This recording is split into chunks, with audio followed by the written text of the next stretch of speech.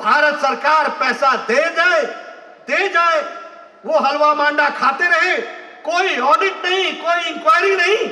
अब धारा 370 हटी है, अब इंक्वायरी होगी, या तो नेता जेल में होंगे या बेल पर होंगे, या परिस्थिति आकर के खड़ी होगी। आपको मालूम नहीं, ये जो महिलाओं के बारे में चर्चा करने वाले लोग हैं, उनको मालूम है वहां वायलेंस, डोमेस्टिक वायलेंस के अगेंस्ट का एक्ट लागू नहीं था, महिलाओं का उत्पीड़न होता था। आपको मालूम है prevention of sexual abuse against child, यह कानून वहां लागू नहीं था। एक तरफ मोदी जी कानून को सख्त कर रहे हैं कि माइनर के साथ अगर कोई मेजर रेप करेगा तो सजाए मौत होगी, उसको मौत का दंड दिया जाएगा, यह कानून बना रहे हैं। और वहां POCSO, prevention against sexual abuse against children, यह लागू नहीं था, अब लागू होगा धारा 370 हटने के बाद। इसलिए यह ध्यान में रहे कि आप तो खुश हैं ही, जम्मू कश्मीर की जनता जो पिस रही थी वो आज खुश है। इस बात को हमको समझना चाहिए, क्योंकि उनको मूल धारा में शामिल होने का मौका मिला है। और ये है मजबूत इरादे मोदी जी के, और ये है इच्छा शक्ति, और इस इच्छा शक्ति को सूत्रधार और शिल्पकार बने हमारे राष्ट्रीय अध्यक्ष और भारत के गृह मंत्री श्री अमित भाई शाह ने इसको पूरा कर दिया, ये संभव करके दिखा दिया है। आपको शायद मालूम नहीं होगा, एनआईए, नेशनल इन्वेस्टिगेशन का कोई आदमी यहां वारदात करे और विदेश में चला जाए, उसके खिलाफ इन्वेस्टिगेशन नहीं हो सकता था। अब कानून को सख्त कर दिया गया है, तुम यहां वारदात करके जाओगे, दुनिया के किसी भी कोने में होगे, तुम्हारे खिलाफ एक्शन होगा, वहां पर उसके खिलाफ कार्रवाई होगी, वापस भारत में लाया जाएगा और तुम्हें दंड दिया जाएगा। यह परिस्थिति आज आकर के खड़ी की। यह मजबूत इरादे के मजबूत फैसले चंद महीनों में प्रधानमंत्री जी ने लिए। UAPA, unlawful act of prevention activity, unlawful activities of prevention act, हमारे यहां टेररिस्ट है, जानते हैं टेररिस्ट है, दिख रहा है टेररिस्ट है, घोषित नहीं कर सकते थे कि टेररिस्ट है, और टेररिस्ट के तहत उनके खिलाफ एक्शन नहीं ले सकते थे, कोर्ट में सालों साल केस चलता था। आज ये यूएपीए को मोदी जी ने सख्त बना दिया है, टेररिस्ट को टेररिस्ट घोषित किया जाएगा, उसके खिलाफ एक्शन लिया जाएगा और उसको दंडित किया जाएगा। यह परिस्थिति आकर के खड़ी की है। यह है मजबूत देश के मजबूत इरादे, और यह है मजबूत प्रधानमंत्री। अभी सीएए का विषय आया, मुझे कांग्रेस की सोच और कांग्रेस के विचार पर तरस आता है, तरस। आई फील पिटी, मुझे तरस आता है उनकी सोच पर। मैंने कल भी कहा वडोदरा में, मैं यहां से फिर कहता हूं कि राहुल गांधी सीएए पर, सिटीजन्स अमेंडमेंट एक्ट पर 10 लाइनें बोल के दिखाएं, 10 लाइन्स ऑन सीएए, और 2 लाइनों में बताएं कि इसका विरोध है कहां। जानते ही नहीं, पता ही नहीं, इसमें पासपोर्ट मांगा जाएगा, इसमें आधार कार्ड मांगा जाएगा, सुबह शाम हल्ला, सुबह शाम हल्ला। अरे भैया पढ़ लिख लो, मुझे आपके विचार और आपके ज्ञान पर तरस आता है। सच में भारत के लिए दुर्भाग्य की बात है, इंडियन नेशनल कांग्रेस, राष्ट्रवादी कांग्रेस, जिसका इतना बड़ा लंबा इतिहास है, उसके नेता आज ऐसे हो गए जिनको यह नहीं मालूम कि सीएए है क्या। मैं फिर से यहां से चैलेंज देता हूं राहुल गांधी को, 10 लाइनें सीएए पर बोलो और 2 लाइनें बोलो कि इसका विरोध क्या है। मैं चैलेंज देता हूं। ये कानून देने का है, लेने का है ही नहीं, और आप गुमराह कर रहे हो लोगों को, आपने गुमराह किया। सीएए है क्या, मैं आपको समझाना चाहूंगा छोटे शब्दों में। भारत का 1947 में विभाजन हुआ। मैं कई बार कहता हूं, लम्हों ने खता की थी, सदियों ने सजा पाई। यह एक सच्चाई है। कि भारत का विभाजन धर्म के आधार पर किया गया था, नहीं होना चाहिए था, लेकिन हुआ।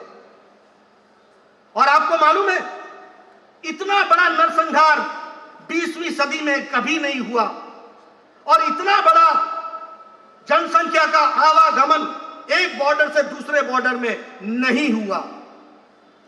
लाखों परिवार रातों रात अपनी इज्जत, आबरू, परिवार को बचाने के लिए सब कुछ, अपनी संस्कृति, अपना घर, अपना बार, सब कुछ छोड़ करके भारत आए थे। लाखों लोग आए थे कि नहीं आए थे? आए थे कि नहीं आए थे? नरसंहार हुआ था कि नहीं हुआ था? लाखों लोग मारे गए थे कि नहीं मारे गए थे? यह भारत ने तस्वीर देखी। लम्हों ने खता की, सदियों ने सजा पाई। 1950 में जवाहरलाल नेहरू जी ने कहा कि हमारे लोग वहां जो उत्पीड़ित हो रहे हैं उनको बचाना हमारा काम है, और भारत में हमारे माइनॉरिटी में मुसलमान आते हैं, उनको बचाना हमारा काम है। एक पैक्ट बना। पैक्ट का नाम था जवाहरलाल नेहरू लियाकत अली पैक्ट। इसके तहत तय यह हुआ कि पाकिस्तान हिंदुओं की, जैन की, बुद्ध की, पारसी की, क्रिश्चियन की रक्षा करेगा, क्योंकि वो माइनॉरिटी है पाकिस्तान में, और भारत मुसलमानों की चिंता करेगा, उनकी रक्षा करेगा। यह भारत की जिम्मेवारी तय है। भारत ने 1950 में 26 जनवरी को अपना संविधान एडॉप्ट किया, रिपब्लिक बना। हमने क्या लिखा अपने संविधान में? We the people of India, that is Bharat, do solemnly resolve, हम भारत के लोग यह प्रण लेते हैं, ये प्रस्ताव करते हैं कि भारत धर्मनिरपेक्ष, सोशलिस्ट, सेक्युलर देश होगा। हमने उस समय कहा हम सेक्युलर देश होंगे। लेकिन उसी वक्त पाकिस्तान ने, जो ईस्ट पाकिस्तान आज बांग्लादेश है, उसने, और उस समय वेस्ट पाकिस्तान और ईस्ट पाकिस्तान एक थे, दोनों में इस्लामिक राज्य को सरकार ने घोषित कर दिया। यानी उस देश का धर्म इस्लाम हो गया।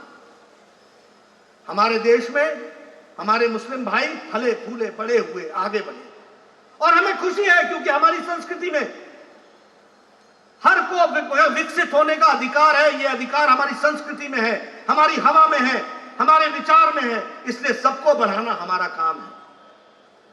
हमारे यहां मुस्लिम राष्ट्रपति हुए, एक नहीं अनेक।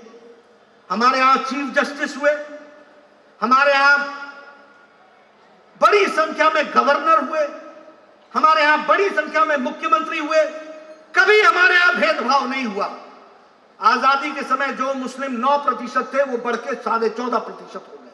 हमें खुशी है, हमारे यहां सबको बढ़ने का मौका मिला। लेकिन पाकिस्तान में हमारे हिंदुओं की, क्रिश्चियन की, सिख की, बौद्ध की, जैन की, पारसी की संख्या 23% थी। वह घट करके 3% आ गई। कहां गए 20%? कहां चले गए 20%? Where did they go?